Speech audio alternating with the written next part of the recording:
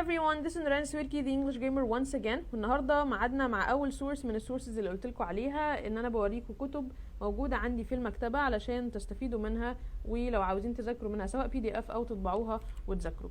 اول حاجه جايبه لكم، يعني هو مش كتاب، هو اسمه ايلتس جورنال، معلش يعني هو قديم شويه عندي من زمان بذاكر فيه، وحتى مش فاكره ايه ألان واكر اللي انا كاتباها دي. طيب ده عباره عن ايه؟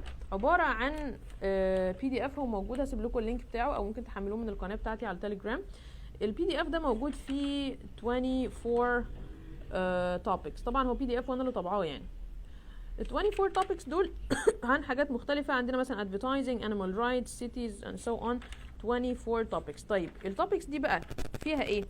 ازاي تفيدني في الايلتس؟ هتفيدني ان هي تديني افكار. اول حاجة لو انا فتحت الادفرتايزنج، لو انا مثلا مش عارف افكار عن البوزيتيفز اوف ادفرتايزنج، عندك كل النقط دي موجوده اهي. negatives of advertising، كل النقط دي. opinions about advertising. طيب animal rights، لو انا واحد بيجي لي سؤال زي ده مثلا في بارت 3 وانا مش فاهم اي حاجه في الانيمال رايتس، هقول له ايه؟